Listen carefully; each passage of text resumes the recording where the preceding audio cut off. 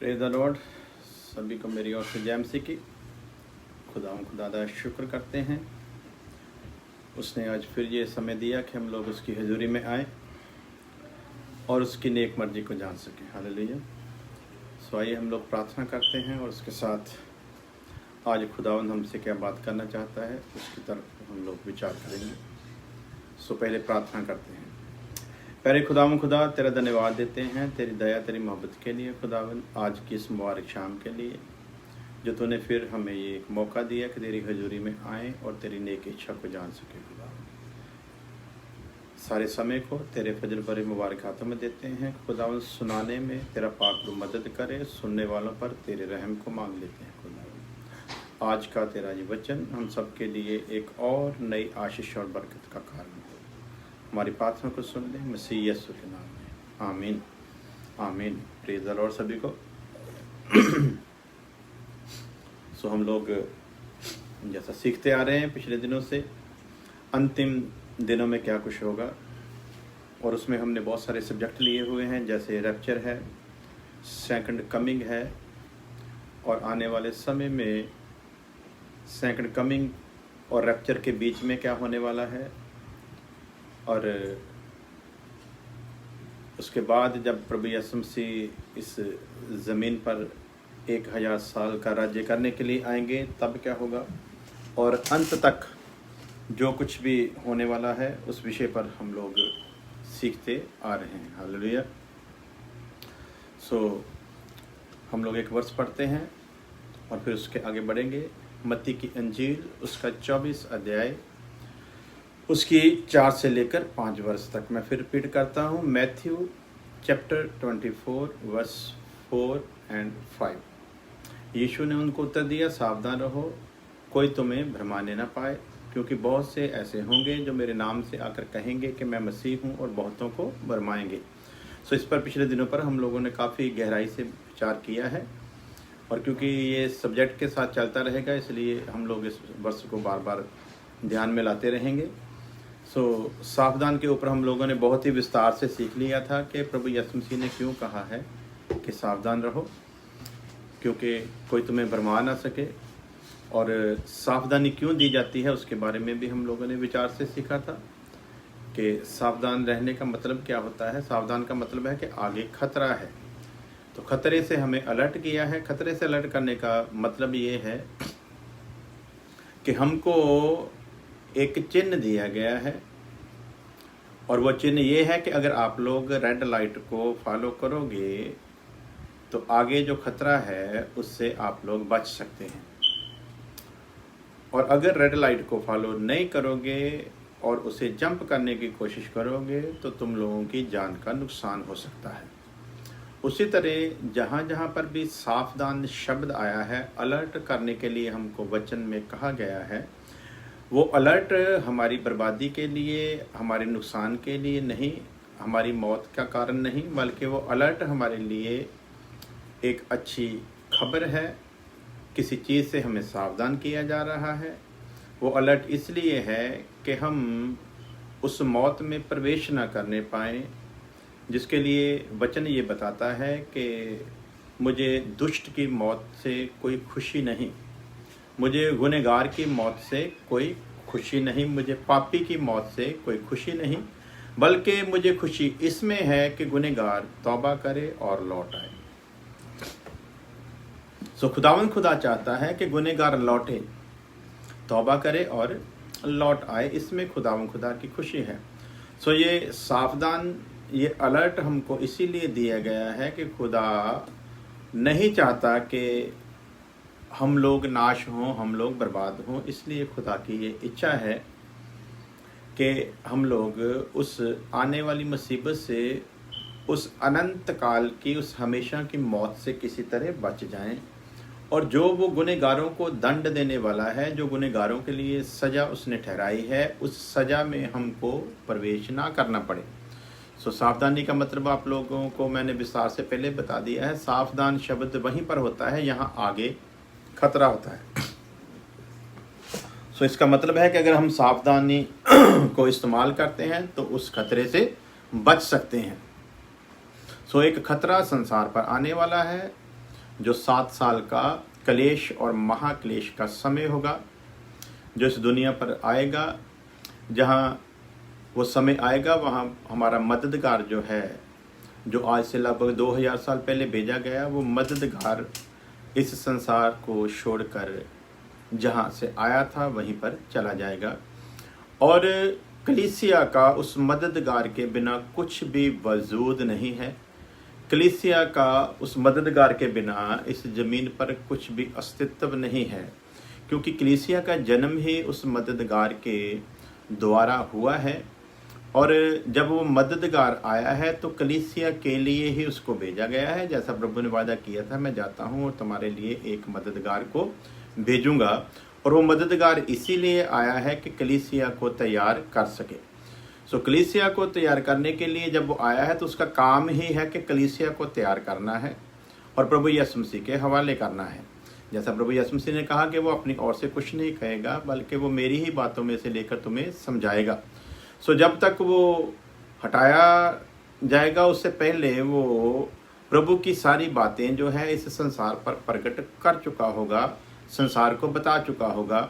और जब वो प्रभु की सारी इच्छा को कलीसिया को बता चुका होगा और जो खुदा ने समय ठहराया है उसके इस जहां से हटाने का, वो समय जब आएगा तो पाकरू हटाया जाएगा। सो पाकरू हटाया जाएगा तो उसका सीधा सीधा मतलब आप लोग समझे। एक सीधा सीधा गणित है कि जब किसी चीज को हटाया जाता है ना, तो हटाने के पीछे का सिस्टम जो है वो हमको समझना होगा कि क्यों हटाया जाता है। मान लीजिए कि हम अमेरिका में रहते हैं और इस देश का जो राष्ट्रपति है वो कभी कभी हमारे इधर न्यूयॉर्क शहर में आता है। यही नहीं, वो कहीं भी जाएगा, बहुत उसकी सिक्योरिटी होती है, बहुत अलर्ट होता है, हर चीज़ को किया जाता है। और वो जो जितनी भी नाकाबंदी होती है ना, वो इसीलिए होती है कि देश का राष्ट्रपति आया है और उसकी सिक्योरिटी के लिए पूरी बंदोबस्त, पूरी तैनाती की जाती है। सो वो उसकी सिक्योरिटी के लिए है। पुलिस वैसे भी अपना काम रूटीन में करती रहती है, वो काम में, और जब प्रेसिडेंट आता है उसकी सिक्योरिटी में फ़र्क होता है। जब प्रेसिडेंट आता है तब पुलिस आम ड्यूटी से बहुत ज़्यादा अलर्ट होती है और बहुत ज़्यादा एक्टिव होती है, क्योंकि जिसकी रखवाली के लिए उनको ठहराया गया है वो एक ख़ास पर्सन है। जिसकी रखवाली के लिए उनको तैनात किया गया है वो कोई ख़ास है। और वचन में लिखा है, तुम एक चुना हुआ वंश हो, परमेश्वर की खास प्रजा। जैसे एक देश का एक प्रेसिडेंट या प्राइम मिनिस्टर देश के लिए खास है, उसी तरह ये कलीसिया जो है ये परमेश्वर की खास और चुनी हुई प्रजा है। और इसको विरोधी कोई नुकसान ना पहुंचा सके, इसलिए परमेश्वर ने खुद ही पाकरू के वसीला से, या पाकरू के द्वारा कह सकते हैं, पाकरू के जरिए खुद खुदा ने ही, पाकरू के रूप में कह सकते हैं कि खुद खुदा पाकरू के रूप में अपने इस चुने हुए वंश और इस खास प्रजा की रखवाली कर रहा है। तो पाकरू इस जहान में इसलिए है कि वो उस खास प्रजा की, उस चुनी हुई प्रजा की रखवाली के लिए इस जहान में है। और जब तक ये कलीसिया जो प्रभु की, परमेश्वर की खास है, जब तक वो पाकरू की अगुवाई में है, जब तक वो उसकी नज़र में है, तब तक विरोधी इस कलीसिया का कुछ भी नुकसान नहीं कर सकता। और अगर कोई परखने के लिए उसको टाइम दिया भी जाता है तो भी परमेश्वर की एक बड़ी इच्छा होती है। सो मेन बात है कि जैसे किसी खास के लिए एक सिक्योरिटी का इंतज़ाम किया जाता है, उसी तरह ये परमेश्वर की चुनी हुई और ख़ास प्रजा के लिए परमेश्वर ने खुद ही इंतज़ाम किया है और वो खुद हमारी रखवाली कर रहा है। सो इसका मतलब ये हुआ कि जब पाक रूह जो हमारी रखवाली के लिए और हमारी तैयारी के लिए भेजा गया है, अगर वो हटाया जाता है, जो हमारी रखवाली के लिए भेजा गया अगर वो हटाया जाता है, तो यहाँ पर पॉइंट जो है वो नोट करने वाला है। इससे पहले कि वो हटाया जाए, वो लगाया क्यों गया है, या वो क्यों लगा है। मैं फिर रिपीट करता हूं, जिसको हटाया जाना है ना, वो किसी खास मकसद से इस संसार में आया है। और दुनिया में जब हम लोग देखते हैं, हम लोग यहाँ भी देखते हैं, अपने इंडिया में भी देखते रहे हैं कि जब कोई वीआईपी के सिक्योरिटी का इंतज़ाम होता है, पहले हम लोग देखते हैं कि वीआईपी की जो सिक्योरिटी है वो पहले लगाई जाती है, इससे पहले कि वीआईपी आए। और वो सिक्योरिटी जैसे ही वीआईपी निकलता है, उसी वक्त वो सिक्योरिटी भी हटा दी जाती है। उस सिक्योरिटी को लगाने के पीछे का सिर्फ एक ही मकसद है कि वो सिक्योरिटी किसके लिए लगाई गई है। सो उसी तरह पाकरू जो है इस संसार में आया है किसी विशेष के लिए। पाकरू इस संसार में आया है परमेश्वर के सबसे बहुमूल्य संतान के लिए।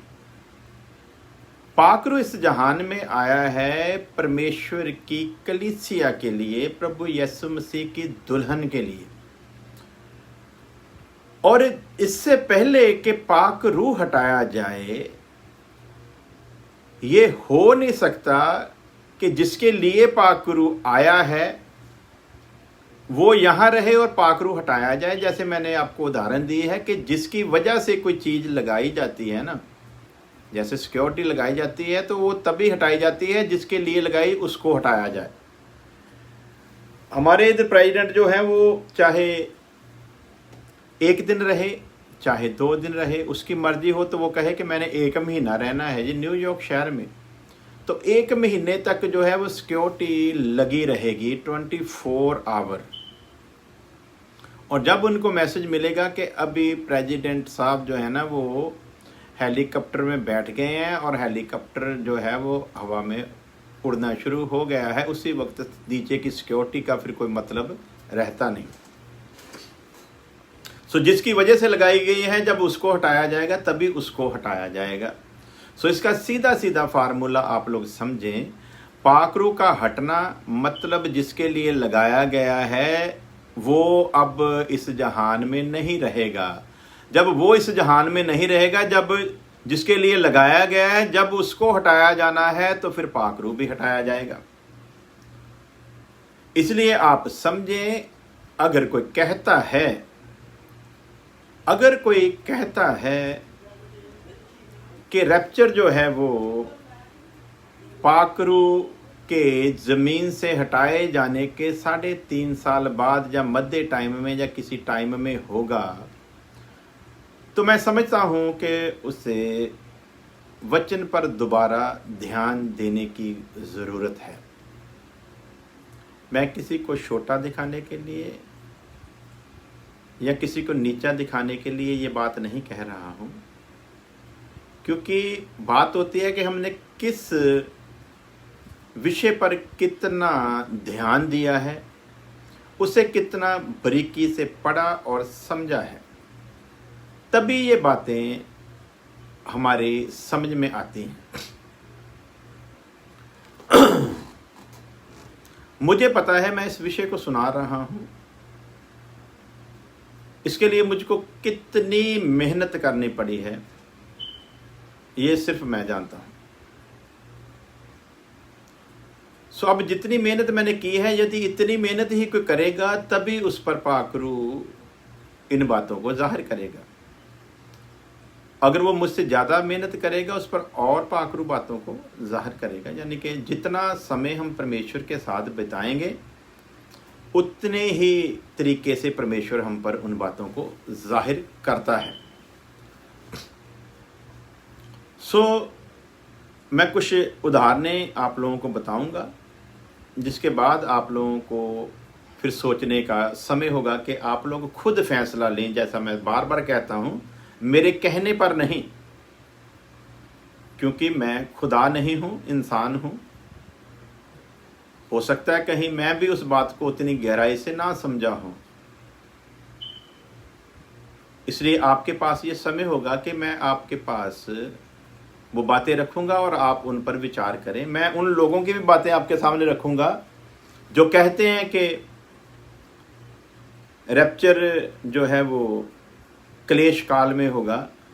मैं उनकी बातें भी आने वाले समय में रखूंगा, और क्लेश काल में रैप्चर नहीं होगा, मैं वो बातें भी रखूंगा। आप खुद उन बातों को देखें, विचार करें, जो आपको ठीक लगे उसे मान लें। मैं आप पर किसी बात को थोप नहीं रहा, फैसला आपने लेना है, वचन के अनुसार लेना है। किसी सेवक के कद काठी को देखकर नहीं, किसी सेवक के तजर्बे को देखकर नहीं, किसी सेवक की उम्र के लिहाज को देखकर नहीं, वो कितनी देर से सेवा कर रहा है इसको देखकर नहीं, बल्कि आपने जो भी फैसला लेना है वो सिर्फ और सिर्फ वचन के साथ उस बात को मेल कर लेना है। वचन मोहर लगाए तो मान ले, वचन नहीं मोहर लगाता है तो ना माने। इसलिए कि अगर हम लोग कहें कि रोकने वाला हटा दिया गया, तो फिर रोकने वाला आया क्यों था? रोकने वाला किसके लिए लगाया गया था? रोकने वाला जिसके लिए लगाया गया था, जब उसे परमेश्वर हटाएगा तभी रोकने वाले को हटाएगा। अगर उसे नहीं हटाता तो फिर रोकने वाले को भी हटाएगा नहीं। रोकने वाले की जिम्मेवारी है हमको हिफाजत से हमारे प्रभु के हवाले करना है, और हमको बेसहारा छोड़कर रोकने वाला कभी नहीं जाएगा। सिक्योरिटी उतनी देर तक हटाई नहीं जा सकती जितनी देर जिसके लिए सिक्योरिटी रखी गई है उसे ना हटाया जाए। सो फार्मूला तो आप लोगों को समझ में आ गया है, और इस बात को आप इस फार्मूले से बहुत इजी समझ सकते हैं। मैं आने वाले समय में और इजी उदाहरणें देकर, एग्जाम्पलें देकर इस विषय को आपके साथ शेयर करता रहूँगा।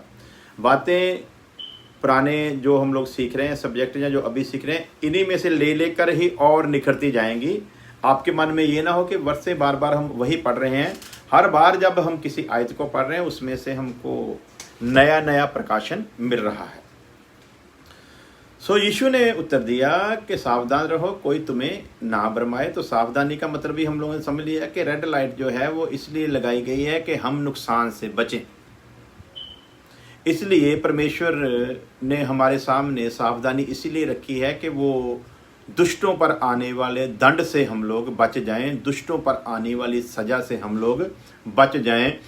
जो सावधान हो जाएगा वो बच जाएगा, जो सावधान नहीं होगा फिर वो उस क्लेश काल के समय में जाएगा। सो क्लेश काल के समय से पहले बचने वाली जो है उसको कलीसिया प्रभु की दुल्हन कहा जाता है। क्लेश काल के समय में भी लोग बचेंगे जो गुनगुने हैं, बाद में वो प्रभु को समझ जाएंगे और रैप्चर की बात को भी समझ जाएंगे। फिर वो लोग अपनी ज़िंदगी की बाजी लगाकर प्रभु यीशु मसीह का इनकार नहीं करेंगे। वो लोग प्रभु के लिए कुर्बान होंगे, वो लोग भी बचाए जाएंगे। इस्राएल के साथ जो वायदा है 12-12 हज़ार एक गोत्र में से बचाने का, यानी कि 1,44,000 वो लोग भी बचाए जाएंगे। उसके बाद प्रभु यीशु मसीह जब सेकंड कमिंग में दुनिया पर राज्य करने के लिए आएगा, अपने दूतों को भेजेगा, दुनिया के चारों दिशाओं से वो उसके चुने हुओं को इकट्ठा करेंगे और उन पर मोहर लगाएंगे। वो भी एक ग्रुप जो है वो अलग है। उसके बाद 1000 साल के समय में भी बहुत सारे लोग जो हैं, अगर हुक्म को मानेंगे उन पर भी रहम होगा, नहीं मानेंगे तो उन पर भी सजा आएगी। सो ऐसे बहुत सारे स्टेप बाय स्टेप हम लोग सीखते जाएंगे हर बात को, और जैसे जैसे प्रभु बताता जाएगा वैसे वैसे आपके साथ हर बात को शेयर करते रहेंगे। सो याद रखें कि हर बार प्रभु हमको कोई नई बात जरूर सिखाएगा, ये हमारा ईमान होना चाहिए।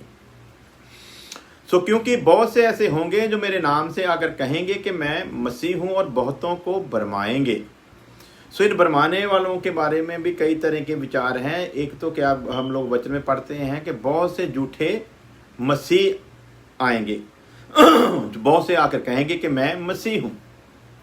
तो यहाँ पर भी कई लोग इनको दो तीन तरीके से ले लेते हैं। एक तो मसीह का मतलब जैसे हम लोग अपने नाम के साथ मसीह लगा लेते हैं या अपने आप को मसीही कहलाते हैं। कुछ लोग इन वर्षों को इस तरह लेते हैं कि कुछ सच्चे मसीही हैं, कुछ झूठे मसीही हैं। कुछ लोग इस वर्ष को इस तरह लेते हैं, कुछ लोग इस वर्ष को इस तरह लेते हैं कि वो मसीह के लिए ही, यानी कि प्रभु यीशु मसीह के लिए ही है। और क्योंकि बहुत से ऐसे होंगे जो मेरे नाम से आकर कहेंगे कि मैं मसीह हूं। तो यहाँ पर ये वर्ष जो है जो सीधा सीधा है कि बहुत से ऐसे होंगे जो मेरे नाम से आकर कहेंगे। तो इसका मतलब इस वर्ष का जो संबंध है वो सीधा सीधा प्रभु यीशु मसीह के साथ है। जैसे हम लोगों ने नाम के साथ मसीह लगाया वैसा नहीं है। तो क्या प्रभु की ये बातें जो अंतिम समूह की निशानियों के बारे में है, जैसा ये चैप्टर शुरू करता है, यीशु मसीह कहता है सावधान रहो। तो यहाँ से अंतिम समय की निशानियों की बात जब शुरू होती है तो यीशु मसीह इस बात से की तरफ भी इशारा करता है। तो क्या ऐसे लोग जहान में हुए हैं जिन्होंने कहा कि मैं मसीह हूँ? तो आइए कुछ लोगों के बारे में हम लोग विचार करते हैं, फिर उसके बाद आगे बढ़ते हैं। पिछले लगभग 50-60 सालों में ऐसे बहुत सारे लोग आए हैं जिनमें कुछ खास लोगों के नाम मैं आपके साथ शेयर करूंगा जिन्होंने आकर कहा कि मैं मसीह हूं, जिन्होंने ये दावा किया कि मैं मसीह हूं। और कुछ पैरोकारों ने उनके जिनको वो विश्वास करते थे उनके बारे में भी कहा कि वो मसीह है। तो आइए देखते हैं, विचार करते हैं। नंबर 1, गुरु महाराज जी, इनको कहा जाता था गुरु महाराज जी। इनका जो मिशन था उसका नाम था भारत दे विधान लाइट मिशन दे लीडर थे। भारत के डिवाइन लाइट मिशन के लीडर थे गुरु महाराज जी। ये इंसान आया है और इसने जमीन पर आकर कहा कि मैं कौन हूं, मैं मसीह हूं। इसने साफ ये ऐलान किया है। नंबर 2, दूसरे हैं हरे कृष्णा। क्रिश्चियन जागरूकता का प्रवक्ता था, उसने ये दावा किया कि मैं मसीह हूं। नंबर 3, मेहर बाबा। इनका भी जो संस्थापन था, उसका संस्था थी, उसका नाम था मेहर बाबा केंद्र। इसका ये संस्थापक था, इसको मेहर बाबा बोला जाता था। इसने भी ये डिक्लेयर किया कि मैं वही मसीह हूं। नंबर 4, हेले सेलासी। ये रास्ता फ्रामानवाद संस्थापक का जो था वो लीडर था। उसके बाद नंबर 5, सन म्योंग मुन, एक चर्च का अगुवा हुआ। उसने भी ये दावा किया कि मैं मसीह हूं। उसके बाद दलाई लामा जो था, तिब्बती जो लोग हैं, बौद्ध धर्म का अगुवा, उसने भी ये दावा किया कि मैं मसीह हूं। Number 6, Jim Jones, Peoples Temple का संस्थापक। इस शख्स ने भी ये दावा किया कि मैं मसीह हूं। सो प्रभु यीशु मसीह कहता है कि आने वाले समय में, अंत समय में बहुत सारे लोग आकर तुम्हें भरमाएंगे और कहेंगे कि मैं मसीह हूं। तो हम उस मसीह के बारे में विचार कर रहे हैं कि क्या ऐसा हुआ है संसार में कि लोगों ने कहा है कि मैं मसीह हूं। तो ये मैं आप लोगों को बता रहा हूं। Number 6, Jim Jones Peoples Temple का संस्थापक था, जिसने ये दावा किया कि मैं मसीह हूं। उसके बाद नंबर 7, महर्षि महेश जोगी जी, हमारे इंडिया के मेडिटेशन के संस्थापक थे। इन्होंने भी दावा किया कि मैं मसीह हूं। प्रभु भैया, इनके संस्था का नाम था नवे युग, नया युग यानी कि, उसका ये संस्थापक था। और इस बंदे ने भी ये दावा किया कि मैं मसीह हूं। उसके बाद आ जाते हैं मुसलमान के जो मौलवी हैं, वो लोग भी ये दावा करते हैं कि प्रभु यीशु मसीह ने कहा था मैं जाता हूं तुम्हारे लिए सहायक भेजूंगा, और वो जो आने वाला सहायक है वो रसूल मोहम्मद है। सो वो लोग भी ये दावा करते हैं कि जो मोहम्मद रसूल था वो वही सहायक था जो जिसके बारे में प्रभु यीशु मसीह ने ये दावा किया था कि वो आएगा और तुम्हें सही रास्ता दिखाएगा। मैं मुसलमान भाइयों से एक सवाल करना चाहता हूँ। कुरान में सूरा 4, 5, 6 में लिखा है साफ करके कि अल्लाह ने रसूल मोहम्मद को भेजा। अल्लाह ने रसूल मोहम्मद को भेजा। कुरान की जो किताब है उसके 4, 5, 6 सूरा में ये बात लिखी है कि मैंने रसूल मोहम्मद को भेजा। अब हम इन्हीं की बात को लेकर हम इनकी बात को काटते हैं, इनकी बात को कबूल करते हैं। अब बाइबल में लिखा है कि प्रभु यीशु मसीह कहता है कि पाक रूह को मैं भेजूंगा। पहले तो वो कहता है मैं अपने बाप से विनती करूंगा, वो तुम्हारे लिए पाक रूह भेजेगा। आगे की वर्षों में जब हम विचार करते हैं तो वहां पर साफ लिखा है मैं उसे तुम्हारे लिए भेजूंगा, मैं भेजूंगा। जब मैं भेजूंगा तो इसका मतलब है कि पाक रूह को प्रभु यीशु मसीह भेज रहे हैं। तो जब पाक रूह को प्रभु यीशु मसीह भेज रहे हैं बाइबल के अनुसार, और मुसलमान भाइयों का कहना है, मौलवियों का कहना है कि वो जो आने वाला सहायक था वो मोहम्मद रसूल है, तो हम उनकी बात को काटते नहीं, मान लेते हैं। तो भाई आपको फिर हमको एक बात बतानी पड़ेगी। आपके कुरान के मुताबिक लिखा है कि मोहम्मद रसूल को अल्लाह ने भेजा है। मोहम्मद रसूल को अल्लाह ने भेजा है। कुरान इस बात को बिल्कुल क्लियर करता है। और अब आप लोग हमारी बाइबल से लेकर दावा करना चाहते हैं कि वो आने वाला सहायक जो था वो मोहम्मद रसूल था। तो हम बात करते हैं कि वो जो आने वाला सहायक है वो मसीह यीशु की ओर से भेजा गया है। तो आप बताओ कि आपका जो ईमान है मोहम्मद रसूल पर, तो क्या आप इस बात को मानने के लिए तैयार हैं कि मोहम्मद रसूल को प्रभु यीशु मसीह ने भेजा है? क्योंकि वचन कहता है कि प्रभु यीशु मसीह ने भेजा है। तो आप अब अपनी बात को क्लियर करो कि आप इस बात को मानने के लिए तैयार हो कि मोहम्मद रसूल को प्रभु यीशु मसीह ने भेजा है। और अगर मोहम्मद रसूल को प्रभु यीशु मसीह ने भेजा है तो आपके कुरान के मुताबिक मोहम्मद रसूल को अल्लाह ने भेजा है। तो अल्लाह यानी कि खुदा सुप्रीम पावर है। तो फिर आपका कुरान तो खुद मोहर लगाता है कि प्रभु यीशु मसीह जो है, क्योंकि आप बोलते हैं कि पाक रूह जो आने वाला था उसको प्रभु यीशु मसीह भेजता है।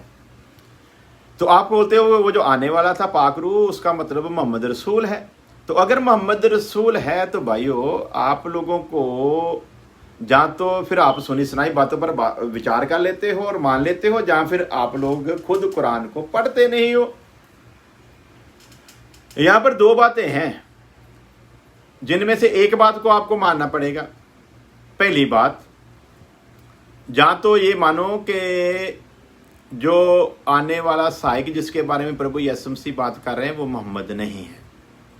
अगर आप कहते हो कि वो मोहम्मद है फिर आप लोग फंस जाते हो, क्योंकि अगर वो मोहम्मद है तो उसको भेज रहा है हमारा प्रभु यीशु मसीह। फिर आपसे जब बात करते हैं तो आप लोग कहते हो कि हम यकीन करते हैं, आप लोग खुद मानते हो कि हम यकीन करते हैं कि क़यामत से पहले मसीहा आएगा। आप लोग ये भी मानते हो कि क़यामत से पहले मसीहा आएगा। अगर क़यामत से पहले मसीहा आएगा तो फिर एक बात का जवाब आप और दे दो प्लीज। आप कहते हो कि क़यामत से पहले मसीहा आएगा, और दूसरी बात आप लोग कहते हो कि मसीहा आएगा, हम लोग ये मानते हैं, लेकिन वो मोहम्मद रसूल की रहनुमाई में आएगा, यानी कि उसकी अगुवाई में आएगा। तो अब आप लोग यहाँ पर भी ये बात क्लियर कर दो कि आप कहते हो कि आने वाला सहायक मोहम्मद रसूल है, और बाइबल बताती है उस आने वाले सहायक को प्रभु यीशु मसीह ने भेजा है, यानी कि अगर वो मोहम्मद रसूल है तो उसको प्रभु यीशु मसीह ने भेजा। अब भेजने वाला बड़ा है या जो आया है वो बड़ा है, ये भी बात क्लियर कर दो। अगर भेजने वाला बड़ा है तो क़यामत से पहले भेजने वाला यानी कि मसीहा आने वाला है। तो फिर आप कहते हो कि जो आने वाला मसीहा है वो मोहम्मद की रहनुमाई में आएगा। तो वो मोहम्मद रसूल की रहनुमाई में भेजने वाला अपने भेजे हुए के अधीनताई में, उसके अंडर में, उसकी रहनुमाई में, उसकी अगुवाई में कैसे आ सकता है भाई? इस बात को भी क्लियर करना पड़ेगा आप लोगों को। फिर आपका खुद कुरान कहता है कि मोहम्मद रसूल को अल्लाह ने भेजा है। तो यदि आप लोग कहते हो कि सहायक आने वाला जो प्रभु यीशु मसीह के द्वारा भेजा गया है वो मोहम्मद रसूल है तो मोहम्मद रसूल को भेजने वाला प्रभु यीशु मसीह है, तो आपके कुरान के साथ जब उसको मेल करेंगे तो वो फिर अल्लाह है। तो जब यीशु मसीह आपके कुरान और बाइबल की उस आयत को जोड़कर जब हम देखते हैं कि वो अल्लाह बन गया, तो फिर वो तो रसूल से बड़ा है। तो फिर आप प्रभु यीशु मसीह के बारे में कैसे कहते हो कि नहीं वो तो एक नबी था, वो तो मनुष्य था? तो आप लोगों को अपनी बातों पर स्टैंड लेना पड़ेगा। लेकिन हम लोग ये समझते हैं आपका कोई कसूर नहीं है, क्योंकि वचन में, कलाम में, जिस कलाम को आप लोग कहते हो कि बाइबल बदल दी गई है, उसी बाइबल को जब हम लोग स्टडी करते हैं तो सारी बातें जो हैं वो क्लियर होकर हमारे सामने आ जाती हैं, क्योंकि हमको पता है कि इस वचन में लिखा गया है अंतिम समय में ऐसे बहुत सारे झूठे नबी, झूठ बोलने वाले, झूठ गढ़ने वाले, झूठ बताने वाले आएंगे और लोगों को गुमराह करेंगे। सो प्यारे अजीजों, हम लोगों ने 8 खास उन लोगों के बारे में सीखा जिन्होंने आकर ये दावा किया कि मैं मसीह हूं। वो आए और आकर चले गए। निरंकारी जो बाबा थे जिनका एक्सीडेंट हो गया था इधर कनाडा में, वो भी, उनके पैरोकार भी ये दावा करते थे। उनके साथ भी जब मेरी खुद बात हुई है अरब कंट्री में, मस्कट में, मुझको उनके साथ संगति करने का मौका मिला, मुझको उनके आश्रम में जाने का मौका मिला। वहाँ पर हमारा विचार विमर्श हुआ, बहुत लंबी बातें हुई हैं। उनके साथ लगातार मेरी मीटिंगें हुई अरब में। 93 से लेकर 95 में मैं काफ़ी उनके साथ मिला जुला हूँ। तो वो लोग भी ये दावा करते थे कि आप लोग गलतफहमी में हो, वो जो आने वाला था ना जिसके बारे में वचन में लिखा है वो बाबा जी हैं। आप लोग सोचते हो कि जैसे यीशु मसीह की वेशभूषा हम तस्वीरों में देखते हैं शायद वो उस रूप में आएगा, इस बार वो पगड़ी बांध कर आ गया है, तो आप लोगों को पहचान नहीं होती। तो आप लोग पहचानो ये वही है जिसके बारे में लिखा वचन में वो आने वाला है। तो प्यारे भाइयों, अब आप लोग ही बताओ, जिसको आप लोग बोलते थे कि आप लोग उसको पगड़ी में देखते हो तो पहचान नहीं पा रहे हो, ये वही आने वाला मसीहा था। तो वो आने वाला मसीहा कनाडा में एक एक्सीडेंट मौत में मर गया। तो क्या आने वाला मसीहा इस कदर मरने वाला था? लेकिन हम लोग फिर भी आप लोगों से गिला नहीं करते। क्यों? इसलिए गिला नहीं करते क्योंकि हमको बाइबल में लिखे हुए वचन पर ईमान है और हम लोग मानते हैं कि ये सब कुछ होना ज़रूरी है। और ये जब होता है ना, जब लोग ऐसा करते हैं, हमको दुख नहीं होता, बल्कि हम लोग खुशी मनाते हैं। इस वचन में जो कुछ लिखा गया था बिल्कुल वैसा ही हो रहा है। और जब जो कुछ इस वचन में लिखा है वैसा ही हो रहा है, तो फिर ये बदली कैसे गई है? फिर आप कैसे दावा कर सकते हो कि ये बदल दी गई है? क्योंकि जो कुछ लिखा वो पूरा हो रहा है, जैसा लिखा वैसे ही पूरा हो रहा है। इसका सीधा सीधा मतलब है कि वचन बदला नहीं गया। आपकी बुद्धि जो है उसको आपके प्रीस्टों ने बदल डाला है ताकि इस जिंदगी के वचन को आप लोग समझ ना पाए, आपकी समझ में ना आए, कहीं आप गलती से मसीह के पास ना आ जाएं। ऐसे आपकी बुद्धि को इस अंधकार की शक्तियों ने बांध दिया है। बस फर्क सिर्फ इतना है। तो वो जिसके बारे में निरंकारी जी दावा करते थे कि वो आने वाले जो थे मसीहा वो बाबा जी हैं, तो वो बाबा जी एक्सीडेंट में मारे जाते हैं। तो यदि वो आने वाले मसीह होते तो ऐसे एक्सीडेंट में ना मारे जाते। और अगर प्रभु की ओर से कोई ऐसा इंतजाम भी होता तो पहले वो इस बात को डिक्लेयर कर देते, जैसे प्रभु यीशु मसीह ने सब कुछ पहले से डिक्लेयर किया। अगर वो सलीब पर कुर्बान होते हैं तो उनको कुर्बान करने की किसी की जरूरत नहीं है। वो खुद अपने मौत के बारे में शागिर्दों को विस्तार से, डिटेल से, लंबे समय तक बताता है। मेरे संग क्या कुछ होने वाला है प्रभु यीशु मसीह बताकर जाता है। जैसा जैसा बताता है वैसा वैसा ही होता है। अब ये जो मसीह होने का दावा करते हैं, इनसे पूछो कि इनके कहे हुए बातें कब पूरी हुई हैं। इन्होंने अपने बारे में जो बताया कब पूरा हुआ है। जैसे मैंने कई बार उदाहरण दी है कि इधर हमारे नूरमहल की तरफ भी एक बाबा जी थे, उनको पैक करके रखा हुआ है। वो बाबा जी भी बोल गए थे कि मैं जिंदा हो जाऊंगा। उनका संस्कार नहीं होने देते। उनके जो, सॉरी माफ करना शब्द मुझको मिला नहीं, क्या कहते हैं उनके, पैरोकारी कहते हैं, यानी कि उनके शागिर्द वगैरह जो है वो उनका संस्कार नहीं होने दे रहे। क्यों? बोलते हैं बाबा जी कहकर गए थे मैं जिंदा हो जाऊंगा।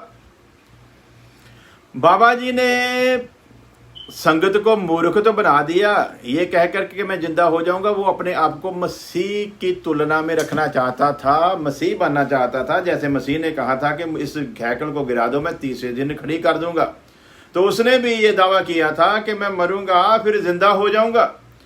अभी तक जिंदा नहीं हुआ, कितने साल हो गए हैं, लेकिन उसका संस्कार नहीं करने देते। वो जिंदा भी, अगर तू कह कर गया है कि तू जिंदा हो जाएगा तो ये भी बता के जाना कि कब जिंदा होगा। प्रभु यीशु मसीह ने बोला ना कि इस हैकल को गिरा दो, मैं तीसरे दिन खड़ी कर दूंगा, तो किया ना। तो इनके बाबा जी बताकर गए हैं, लेकिन कब वो जिंदा होगा उसके बारे में किसी को पता नहीं है, और अभी तक जिंदा नहीं हुआ, और लोग बेचारे गलतफहमी में हैं। और ये सब कुछ क्यों हो रहा है? हमारे लिए ये हैरान कुन बात नहीं है, क्योंकि वचन में लिखा है ये सब कुछ होगा। ऐसे बहुत सारे झूठे लोग आएंगे जो समय समय पर अपने आप को, अपनी तुलना जो है वो मसीह के साथ करने की कोशिश करेंगे, लेकिन सफल नहीं हो पाएंगे, क्योंकि मसीही लोग जो वचन को जानते हैं वो इनकी सारी चालाकियों से अच्छी तरह से वाकिफ हैं। सो कहीं भरमाए ना जाओ, ऐसा बहुत कुछ हो रहा है और ऐसा संसार में बहुत कुछ होगा। इस वचन में लिखा है, इस वचन में लिखा कि एक बार जन्म, एक बार ही मौत है और उसके बाद न्याय है। और आप लोगों ने कितनी खबरें पढ़ते हैं, कितने चैनलों पर, न्यूज़ों पर सुनते हैं, एक आदमी था वो मर गया, वो यहाँ पर मरा, उसका जन्म जो था वो अफ्रीका में हो गया, फिर अफ्रीका में वो जो थोड़ा बड़ा हुआ तो उसने बताया मैं तो दिल्ली में पैदा हुआ था, मैं तो वहाँ का रहने वाला था। वो सारा वृतांत भी बता देता है और लोग फिर हैरान हो जाते हैं। वचन कहता है कि एक बार जन्म है, एक बार मरण है, फिर ये तो वचन ही गलत साबित हो गया। तो परमेश्वर ऐसा होने देता है ताकि वो देखे कि हमारा ईमान इस वचन पर टिका हुआ है कि नहीं। वैसा होने देता है, खुद होने देता है। यहीं से तो पता चलेगा ना हमारा ईमान है कि नहीं। जब इसमें लिखकर दिया ना कि एक बार जन्म और एक बार मौत है, तो फिर सीधी बात पल्ले बांध लो। खुद कोई फरिश्ता भी आकर कहे ना कि दूसरा जन्म है तो मानना नहीं है। अगर मानते हो तो फिर इस वचन को पढ़ने की फिर तुम लोगों को जरूरत नहीं है, क्योंकि तुम्हारा ईमान फिर लोगों की बातों पर है। सो ऐसा ही वाक्य है, जब एक बार दिल्ली में हुआ तो खुदा के दास कैप्टन सैमुअल के साथ जो लोग सेवा में थे और जो उनके द्वारा वचन को सीखते थे, उन्होंने कहा जी कि दिल्ली में एक लड़की है, वो दावा करती है, वो पिछले जन्म का सब कुछ बताती है, सब कुछ सिद्ध होता है, उसने जो जो बताया वो सारी बातें, वो जो नाम बताती है सब कुछ सिद्ध हो रहा है। कैप्टन साहब को वहाँ पर दिल्ली में जाने का जब मौका मिला तो उन्होंने कहा कि उस लड़की को लेकर आओ। और जब उस लड़की को कैप्टन साहब के सामने लाया गया, कैप्टन साहब ने जब दुआ की और दुष्ट आत्मा को डांटा कि इसे छोड़ और निकल जा। और जब वो दुष्ट आत्मा निकल गया, फिर उस लड़की से पूछा बेटी तुम्हारा नाम क्या है? जो असली नाम इस जन्म जो था उसका वही नाम बता रही है। फिर उससे पूछा कि तेरा पहला जन्म कहाँ पर हुआ? बोलती कौन सा जन्म, कैसा जन्म, कौन सी बात आप कर रहे हो? वही लड़की है, वही लोग हैं, सब कुछ वही है। कुछ समय पहले वो दावा कर रही है कि मेरा पहला जन्म हुआ था, मैं वहाँ पर पैदा हुई थी, मेरा नाम ये था, मैं वहाँ पर खेली थी, वहाँ की निशानियाँ लोगों को बताती थी।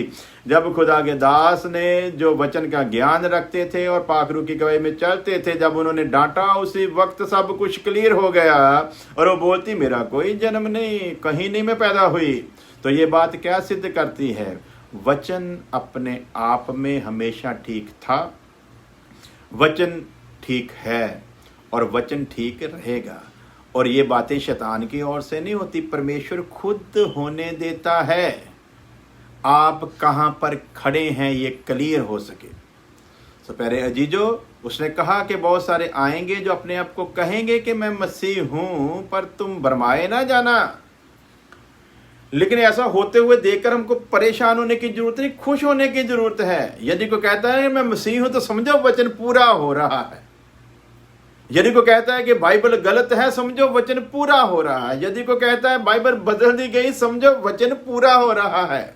ये हमारे लिए खुशी की बात है। इस पर हमको रंज करने की जरूरत नहीं, लोगों पर केस दर्ज करने की जरूरत नहीं, उन पर FIR दर्ज करने की जरूरत नहीं, उनकी गिरफ्तारी की जरूरत नहीं, बल्कि खुश हो, तुम्हारे पिता ने जो कहा है वो पूरा हो रहा है, क्योंकि उसने पहले से लिखकर दिया है। सो प्यारे अजीजों, वचन पर हम लोगों ने ईमान रखना है और वचन ही हमारे लिए सबसे बहुमूल्य है, और इस वचन के सामने किसी की कोई औकात नहीं, चाहे मैं हूं चाहे कोई और हो, वचन से बड़ा कोई भी नहीं हो सकता। हालेलुया। सो देखते हैं वचन में से मत्ती की अंजील उसका 24 अध्याय उसकी 39 से लेकर 44 वर्ष, मैथ्यू चैप्टर 24 वर्स 39 टू 44। इस उदाहरण के बारे में हम लोग सीख चुके हैं, लेकिन इसमें कुछ नई बातें जो खुदा ने आज बताई हैं उन पर हम लोग विचार करेंगे। नूहा के बारे में है, यहाँ पर हम लोग पढ़ते हैं, और नूहा के बारे में हम लोगों ने विस्तार से सीख चुके हैं, इसलिए उसको रिपीट करने की ज़रूरत नहीं है। लेकिन जो नई बातें सामने आई हैं खुदा के रूह के द्वारा, वो लोग हम लोग उन बातों पर ध्यान देते हैं। और जब तक जल प्रलय आकर उन सब को बहा ना ले गया, जब तक जल प्रलय आकर उन सब को बहा ना ले गया, तब तक उनको कुछ भी मालूम ना पड़ा। किनको? धर्मी नूह को या अधर्मी संसार को? धर्मी नूह को तो सब कुछ पता है, लेकिन अधर्मी संसार को कुछ पता नहीं। जैसे नूह किश्ती बना रहा है, लोग ठट्ठों में उड़ा रहे हैं, पहाड़ पर किश्ती बना रहा, दिमाग खराब हो गया है। किश्ती को तो समुद्र के किनारे बनाया जाता है, ये कहां पर बना रहा है? लोग ठट्ठों में उड़ाते थे, लोग मजाक करते थे। आज भी जब हम लोग कहते हैं ना रैप्चर होने वाला है, लोग ठट्ठों में उड़ाते हैं, मजाक करते हैं। उस वक्त भी वैसा ही था, और वचन में खुदा के दासों ने फिर आगे जाकर लिखा भी है, अंत समय में बहुत ठट्ठा करने वाले आएंगे और अपनी अभिलाषाओं के द्वारा जिएंगे, और अभी इन्हीं अभिलाषाओं में वो जिएंगे, और जो जीते हैं उनसे वो प्रसन्न भी होंगे। सो प्यारे अजीजो, यहाँ पर साफ करके लिखा है, जब तक जल प्रलय आकर उन सब को बहा ना ले गया, तब तक उनको कुछ भी मालूम ना पड़ा, कुछ भी मालूम ना पड़ा। वैसे ही मनुष्य के पुत्र का आना भी होगा। सो अब सीधी सीधी बात पर आते हैं। नंबर 1, जो हमारे भाई लोग कहते हैं कि रैप्चर 7 साल के मध्य समय में, यानी कि बीच के समय में होगा, तो वहां पर हमारे सामने एक जो बड़ी मिसाल आती है ना, खुलकर जो बात आती है, वो सीधी सीधी बात है कि पहले 3.5 साल में हैकल जो है सुलेमान का, जो मंदिर खुदा के लिए उसने बनाया था, वो इस्राएल में बनना शुरू होगा। वो मंदिर यरूशलेम में बनना शुरू होगा। उस मंदिर का बनना शुरू होना इस बात का प्रतीक है, इस बात की निशानी है कि जब वो मंदिर बनकर मुकम्मल होगा तो विरोधी मसीह उसमें बैठकर अपने आप को खुदा के तुल्य बनाएगा और चाहेगा कि उसकी प्रस्तिश वैसे ही हो जैसे असली खुदा की होती है। वो अपनी भावना को पेश करेगा। तो सीधा सीधा मतलब यहां पर फिर वापस आ जाओ, वैसे ही मनुष्य का पुत्र का आना भी होगा। लोग अपनी जिंदगी में मस्त होंगे, अपने कामकाज में मस्त होंगे, शादी ब्याहों में मस्त होंगे, घर बार बनाने में मस्त होंगे, बिजनेस में, कारोबार में मस्त होंगे, इस संसार की अभिलाषाओं में मस्त होंगे। उसी वक्त जब वो सोचते भी नहीं होंगे, जैसे उस वक्त जब नूहा के समय में, जब तक कि वो जहाज के भीतर ही ना चले गए, खुदा ने जब तक दरवाजा बंद ना कर दिया, जब तक ऊपर से विनाश आ ना गया, तब तक उनको कोई भनक ना लगी। जब दरवाजा खटखटाया और खोला ना गया, फिर पता चला जिस जहाज का हम लोग मजाक उड़ाते थे और जिस जहाज बनाने वाले का हम लोग मजाक उड़ाते थे, आज हमारी समझ में आया जो उस जहाज में होगा वही बचाया जाएगा, वही सेफ है। उसी तरह रोमियो 8:1 में लिखा है, जो मसीह में है उस पर दंड की आज्ञा नहीं, जो मसीह में है वही सेफ है। इसी तरह लोगों को, जैसे नूह के समय में लोगों को ये ख्याल बाद में आया ना कि हम गलत थे और नूह की किश्ती ठीक थी, उसी तरह जब इस कलीसिया का रैप्चर होगा तब इन लोगों की समझ में आएगा हम गलत थे, ये लोग ठीक थे। सो अचानक घटने वाली घटना है कि वैसे ही मनुष्य के पुत्र का आना भी होगा। तुलना किसके साथ की जा रही है? नूह के समय में इस संसार पे आने वाले जल प्रलय की, उस पानी द्वारा किए गए विनाश की उदाहरण है, और वैसे ही होगा अंत समय में भी। सो तुलना जब की जाती है ना किसी चीज के साथ, तो इसका मतलब होता है जैसे तब हुआ था वैसे ही अब भी होगा। और हम लोग देखते हैं कि उस समय में जब जो किश्ती में थे वही बचे, अब भी जो मसीह में होंगे वही बचेंगे। उस वक्त भी खुदा ने दरवाज़ा बंद किया था, और देखते हैं अब भी दरवाज़ा प्रभु यीशु मसीह ही बंद करेगा। खटखटाते रह जाओगे, सुन लो हैं जिनके कान। सो वो जब आने वाला है तो उसकी खास बातें जो हैं उस पर विचार करते हैं कि यदि कोई कहता है कि वो समय काल जो है वो भीतरी समय में होगा, 7 साल के दरमियान में जाकर होगा, तो भाइयों उस वक्त फिर मंदिर शुरू होगा। मंदिर का शुरू होना अगर कलीसिया जमीन पर है तो कलीसिया के लिए ये बहुत बड़ा चिन्ह होगा। चिन्ह क्या है? बेशक यहूदियों को पहले 3.5 साल में भी समझ नहीं आएगा। यहूदियों को मसीहा तब समझ आएगा जब उजाड़ने वाली चीज प्रकट हो जाएगी और वो लोग को खुदा एक ठहराई हुई जगह पर छुपाएगा और जिनके साथ वायदा है उनको लेके जाएगा। तो प्यारे अजीजों, ये बात समझो, यदि मंदिर शुरू होता है, यहूदियों को नहीं पता चलेगा अभी जब मंदिर शुरू होगा, जब तक वो उजाड़ने वाला वहां पर आकर अपनी प्रस्तुति के लिए कहता नहीं। परंतु हम जो बाइबल पर ईमान रखते हैं, हमको तो सीधा सीधा पता चल जाएगा। हम लोगों का तो ये दावा, और हम लोग चैलेंज करते हैं, चैलेंज, ये चैलेंज है। अगर ऐसा नहीं होता तो फिर बाइबल झूठी है।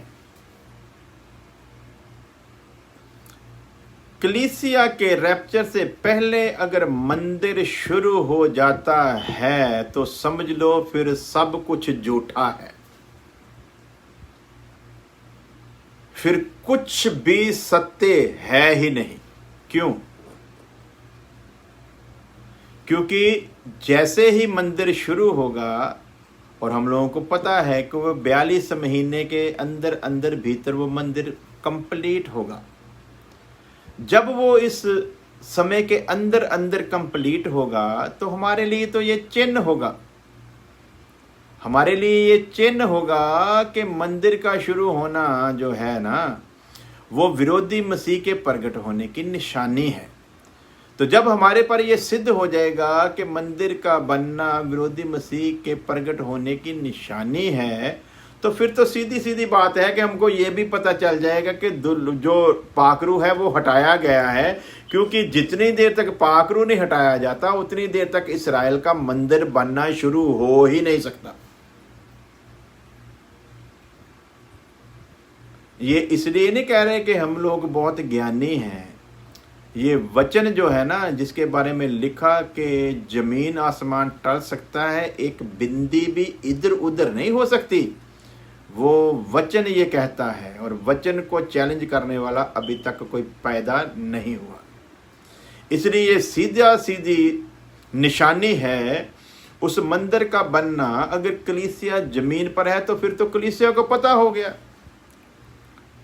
कि प्रभु यीशु मसीह कब आने वाला है। तो वचन कहता है कि वो तो चोर की नहीं आएगा। तो फिर चोर की नहीं आने का मतलब क्या रह गया?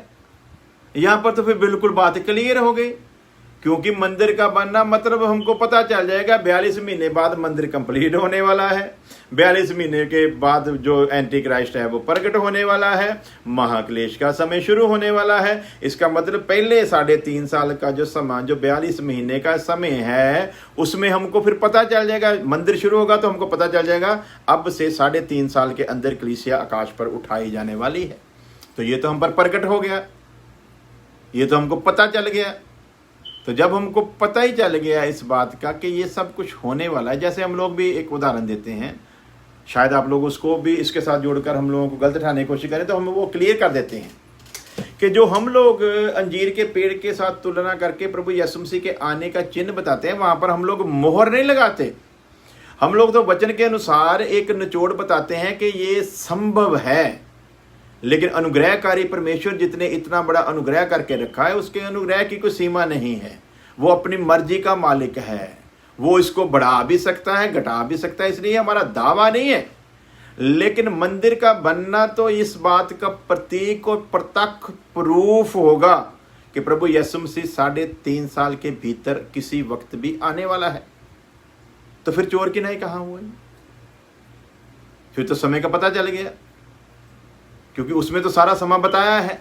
डैनियल का वो आखिरी जो हफ्ता है ना, उसकी भविष्यवाणी का वो जो आखिरी हफ्ता है, वही तो सब कुछ बता रहा है, वही तो सब कुछ क्लियर कर रहा है। तो फिर हम लोग कहीं अंधकार में न रह जाएं, कहीं हम रुतबे वालों की बातों को सुनकर और जिन पर खुदावन ने पेश किया है उनको छोटे समझकर कहीं अपने विनाश का सबब न बन जाए, हम कहीं अपने विनाश का कारण, अपने विनाश की वजह न बन जाए। ये बड़ा खतरनाक है। यहां पर कद देखकर ईमान मत करना, बल्कि इस वचन पर ध्यान देकर ईमान रखना, क्योंकि सब कुछ टल सकता है, एक बिंदी भी टल सकती है, एक बिंदी भी टलेगी नहीं।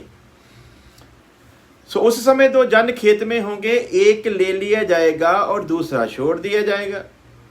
सो प्यारो, अगर ये समय भीतरी 7 साल के समय में होने वाला है, तो यहां पर लिखा है उस समय 2 जन खेत में काम कर रहे होंगे, एक ले लिया जाएगा। लेकिन हम तो यहां पर देखते हैं कि ये तो समय काल जो है, ये समय पीरियड जो है, ये क्लेश काल का समय शुरू हो गया है। बेशक उस 3.5 साल के पहले समय में सारी मुसीबतें परमेश्वर की ओर से ही आएंगी। उस समय वो विरोधी मसीह बड़े ही शुतुरमुर्ग बनकर बैठा होगा और अपने आप को सिद्ध करने की कोशिश करेगा कि मुझसे अच्छा कोई है नहीं। उस समय में मोहरें खोली जाएंगी और विनाश के समय में लोग होंगे। और यहाँ पर क्या लिखा है, उस समय 2 जन खेत में काम कर रहे होंगे। अगर क्लेश काल शुरू हो गया है तो 2 जन कहाँ काम कर रहे हैं जी, ये भी बता दो। उनको काम करने कौन देगा, ये भी बता दो। वो कैसे काम कर पाएंगे, ये भी बता दो, क्योंकि ये तो मसीहियों के क्लेश का समय है। और आप खुद कहते हो कि कलीसिया आग में से होकर जाएगी। जिस कलीसिया ने आग में से होकर जाना, वो खेत में काम कैसे कर रही होगी? उसको खेत में काम करने का समय कब होगा? उस क्लेश काल में तो लोग अपनी जान बचाकर भाग रहे होंगे। अगर आपके मुताबिक कलीसिया ने आग में से गुजरना है तो फिर बताओ ना भाई कि 2 जन खेत में काम कर रहे होंगे, इनको काम करने कौन देगा? ये कैसे काम कर पाएंगे जी? ये भी क्लियर करो। अगर कलीसिया धरती पर है तो इनको काम करने कौन देगा? कैसे काम करने पाएंगे? क्लेश काल जब शुरू हो गया है तो 2 जन खेत में कैसे काम करेंगे? अगर क्लेश काल शुरू हो गया है, लिखा है 2 स्त्रियां चक्की पीसती रहेंगी, एक ले ली जाएगी, एक छोड़ दी जाएगी। इनको चक्की कौन पीसने देगा जी? ये भी बात क्लियर करो। क्लेश काल का समय शुरू हो गया है, विरोधी मसीह प्रकट हो गया है, मददगार हमारे पास रहा नहीं। कलीसिया आप लोग कहते हो जमीन पर है, तो मददगार का हट जाना, जो शैतान अभी हमारी पंजाबी च कह दिए बुचियां पौधा पे आया, जब मददगार सिक्योरिटी हमारी हटा ली जाएगी तब तो वो हमको जीने ही नहीं देगा। खेत में कहाँ काम करने देगा जी? प्रभु यीशु मसीह कहता वो तो फाड़ खाने वाले से की मानिद तुम लोगों को ढूंढ रहा है। किसको फाड़ खाए? वो तो पाक रूह की वजह से है ना। हमको हाथ लगा नहीं पा रहा। तो जब पाखरू उठा लिया गया, तो जैसे मैंने पहले रेफरेंस दे दिया, सिक्योरिटी जब हटाई जाती है, जिसके लिए सिक्योरिटी रखी होती है उसको भी हटाया जाता है। उसको हटाया जाता है तब सिक्योरिटी हटती है। अगर जिसकी वजह के कारण सिक्योरिटी लगी है, अगर वो नहीं हटता तो सिक्योरिटी हटेगी नहीं। 2000 साल से पाखरू सिक्योरिटी दे रहा है, और पाखरू का हट जाना सीधा सीधा मतलब है जिसके लिए सिक्योरिटी कर रहा है पहले वो भी हटाया जाएगा, उसके साथ ही पाखरू हटाया जाएगा। अगर जिसकी सिक्योरिटी कर रहा है वो नहीं हटाया जाता, वो जमीन पर रहता है, तो पाखरू भी किसी कीमत पर हटाया जा सकता नहीं। इसलिए प्यारे अजीजों, इस अंतिम समय में जबकि हमको वार्निंग दी गई है, सावधान कहकर चेतावनी दी गई है, जब साफ साफ शब्दों में हमको बता दिया गया है, तो फिर भी हम लोग असावधानी में रहें और ये झूठे प्रचार को हम लोग माने कि रैप्चर जो है वो 7 साल के समय के भीतर होने वाला है।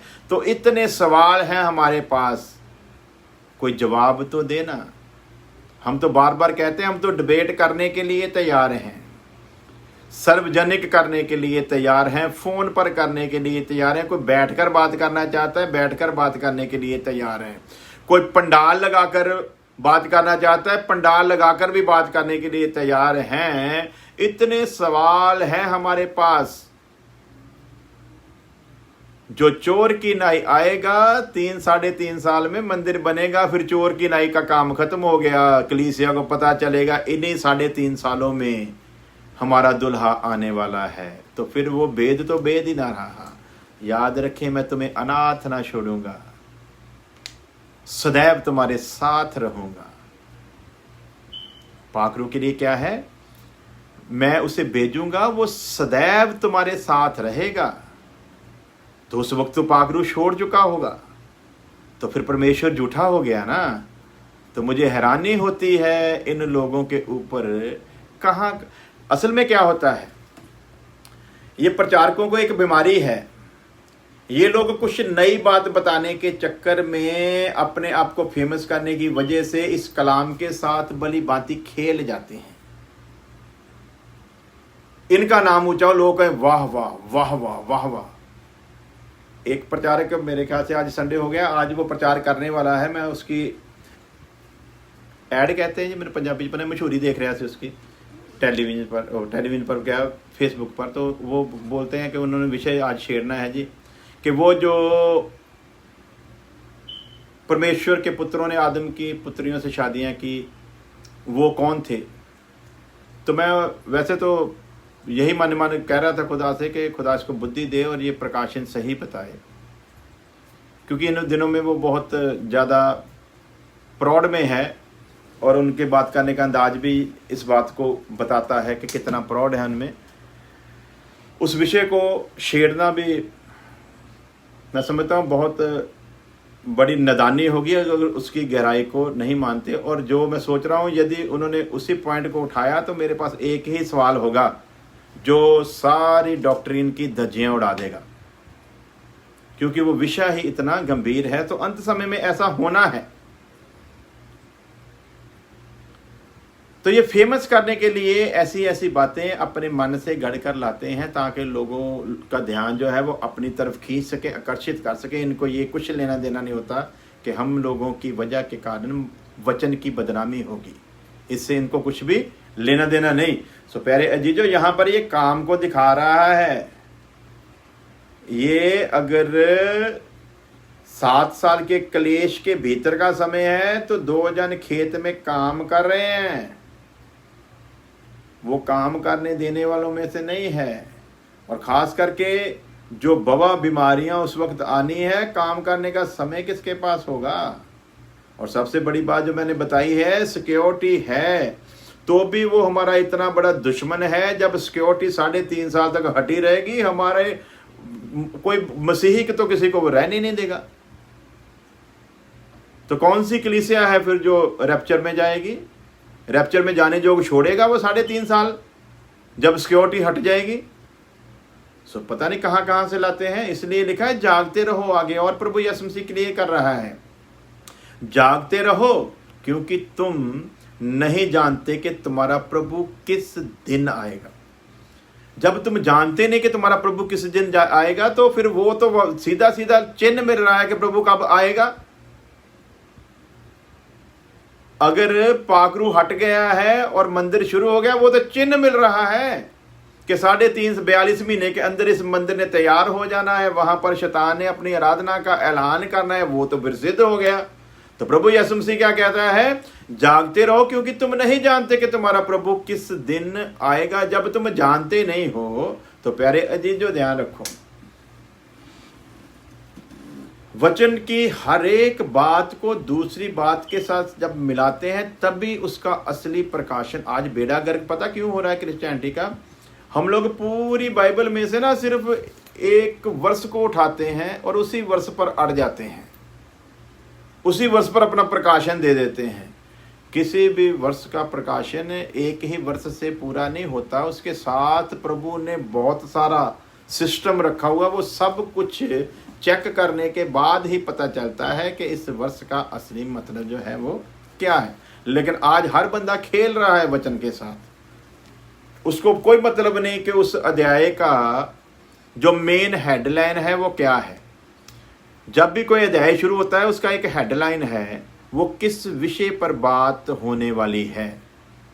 उसी विषय पर बात होती आती है और उसमें से हम लोग एक वर्ष को फटाफट उठा लेते हैं और उसी पर फिर हम लोग अपने एक लेक्चर दे देते हैं कि नहीं ये नहीं, ये ऐसा थोड़ी था, ऐसा।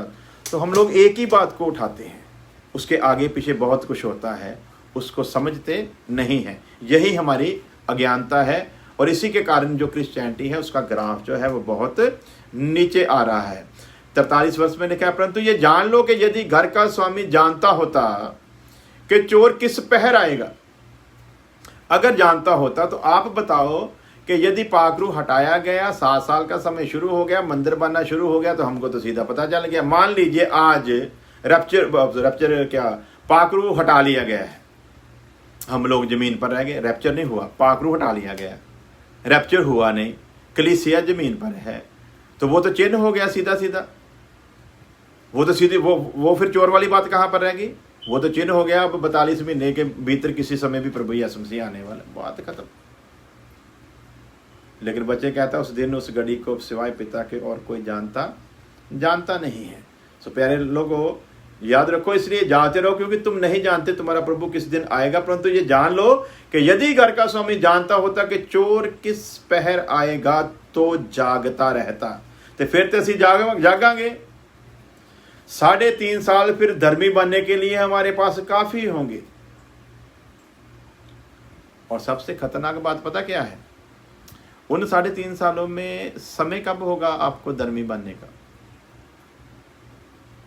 जितने क्लेश, जितनी बीमारियां, जितनी बवा, जितनी मुसीबतें आएंगी, उसमें तो लोगों को सांस लेने का टाइम नहीं होगा, तो धर्मी कहां पर बनोगे भाई? वो तो दुष्टों के लिए रखा हुआ समय है जिसमें परमेश्वर का क्रोध उंडेला जाएगा। तो उसमें आप धर्मी कब बनोगे? उसमें तो पछतावा होगा कि मैं अनुग्रह के समय को पहचान क्यों नहीं पाया, मेरे पास समय था, मैं धर्मी बन क्यों नहीं पाया। सो यहाँ पर साफ लिखा है कि अगर किस पर आएगा तो वह जागता रहता। तो जब पाखरू हटाया गया तो हमको पता चल गया कि अभी 42 महीने में सुलेमान का मंदिर बनेगा, एंटी क्राइस्ट प्रकट होगा, तो फिर हमारे पास तो सब 3.5 साल तो धर्मी बनने के लिए काफी है।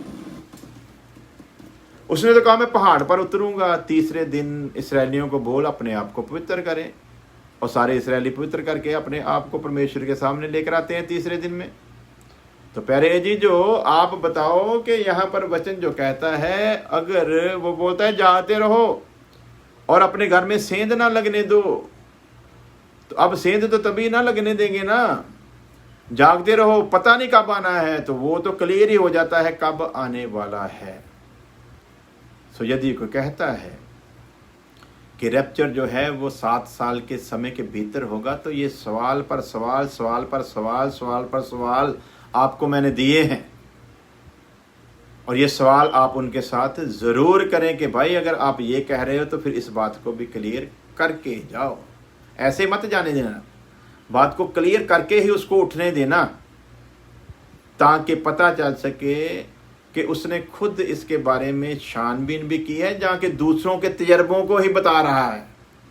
आज ज़्यादा प्रचार तो यही होता है कि हम दूसरों की बातों को पढ़कर सुनकर ऐसे ही उसको पेश कर देते हैं, अपना उस पर मनन कुछ नहीं करते कि जिन लोगों ने इतने इतने बड़े हो गए हैं, जो जितनी मर्जी सेवकाई हो गई है, अगर उन्होंने कोई अपने विचार पेश किए हैं तो क्या वो बाइबल के साथ मेल खाते हैं कि नहीं खाते हैं, फिर उसको पेश करना चाहिए। लेकिन आज तो सीधा सीधा है कि नेट पर से पैकेज उठाओ और उसी को उठाकर लोगों के सामने पेश कर दो, अपना कोई तजर्बा नहीं। इसीलिए बेड़ा गर्क हो रहा है, इसीलिए कलीसिया का नुकसान हो रहा है, इसीलिए कलीसिया बर्बाद हो रही है।